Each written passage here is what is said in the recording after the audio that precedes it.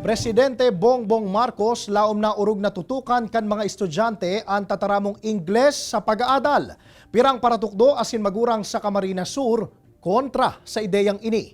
Kung tano, yan ang tinutukan live ni Veblen Reynes. Veb?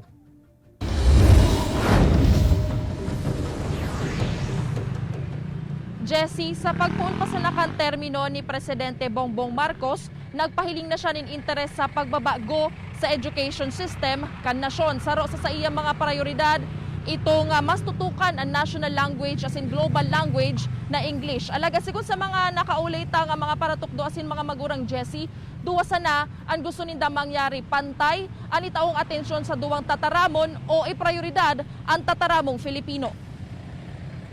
Ferdinand Romualdez. Sa primerong pataratara ni Presidente Bongbong Marcos, naunambitan niya na dapat pag-adalan liwatan sistema nin pagtukdo sa mga eskwelahan. Laom kan presenteng administrasyon na mas tutukan kan mga estudyante ang tataramong Ingles como medium of instruction. Buot sabihon, ihiheras kan mga paratukdoan mga leksyon sa sainda gamit tanasambit na lengguwahe. Pagtubod ni Marcos, preparasyon inikan mga estudyante sa subuot mas magayon na oportunidad sa trabaho. Alagad para sa ibang mga magurang sa Camarines Sur, daisindauyon sa kamauutan na ini kan gobyerno nasyonal. Paano man po si itong ibang mga aki na dahi tataw mag-ano kang English? Marina lang po si ito pong matatalino po sa English. Tayo ay Pilipino, taas noo kahit kanino, sapagkat Pilipino or Tagalog ang ginagamit ng mga Pilipino dapat. Tagalog English manggararay kasi para ara manggararay ninda si lengguwahe ta tas may ara manggararay sindang English na. Para naman sa pirang mga paratukdo na testigo mismo sa pagkakanood kan mga estudyante, dai po pwede na hababa sa listahan kan mga prioridad ang tataramong Filipino. Mas madidipisilan ang mga aki. Ngunyan palangani na ginagamit na ang mother tongue, sa mother tongue na langani, nadidipisilan sila. How about pa kung puro English na lang? Ang English as a second language, masakit hindang maintindihan tulos.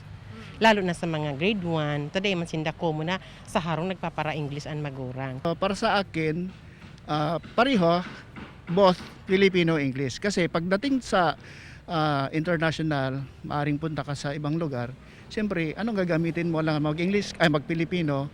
Pigbibisto kan Secretary General kan Alliance of Concerned Teachers na si Raymond Basilio, ang bentahe kan tataramong Ingles. Alagad sigun sa iya, mas dakul man giraray ang mga desbentahe. Puon ini sa pagiging kaulangan kan tataramon sa pagpapauswag kan critical thinking skills kan kaakian. Hasta sa kadipisilan kan mga ini na imostra asin iheras an sa indang mga sentimiento asin opinyon. Batay na rin sa pag-aaral, no? Yung mga bata o mga mag-aaral na naging maayos o naging fluent sa kanilang sariling wika ay mas madaling matuto ng mga banyagang wika, no? Ibig sabihin kapag magaling na ako mag-Bicol, magaling ako mag-Tagalog, no? After that, no, maaari ko nang matutunan din yung pagsasalitang English.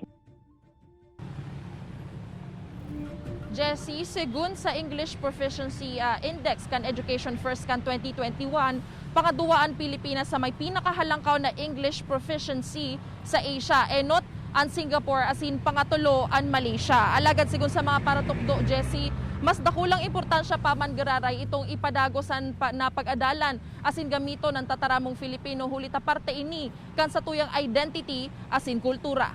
Balik sa imo, Jessie. Veb, kadakol na mga disbentahe na naunambitan ang Alliance of Concerned Teacher manungod sa nasambitan ng propwesto. Alagad, kung maipapadagos ni Veb, ano daw ang magiging bentahe kaini para sa mga estudyante?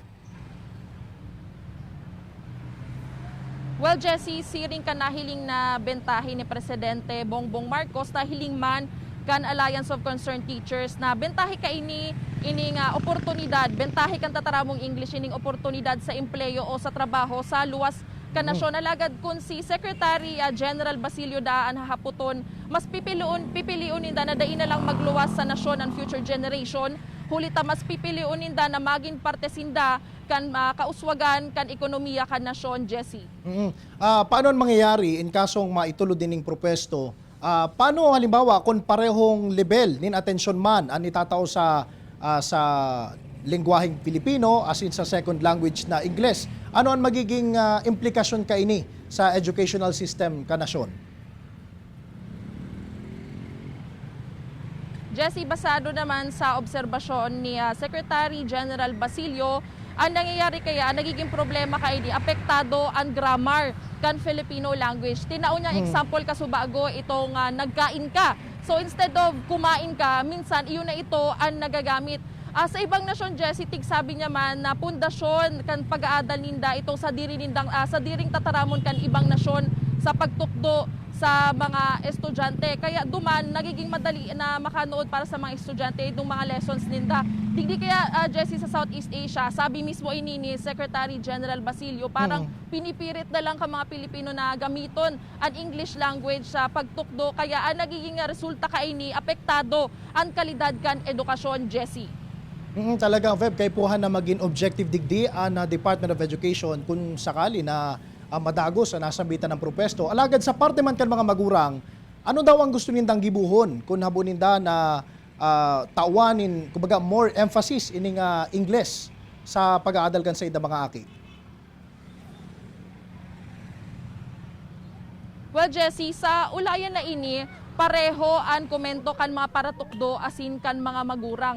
Mas gusto ninda na pakusugon na lang itong mga programa na nagtataong prioridad sa tataramong Filipino. Kung pwede nga nida, naghapot ako kasubago, kung pwede nga nida na gibuhon ulit na mandatory ang subject na Filipino sa good college level. As in at the same time, gusto man ninda na tawan pa nin atensyon ang mother tongue, Jessie. Hulita, hali mismo kay Secretary General Basilio, dai masyado na execute nin tultol ining mother tongue. Hulita, may kakulangan subuot sa rekursos asin materyales siring kan researches, Jessie, asin kan mga libro na pwedeng gamiton para sa mother tongue.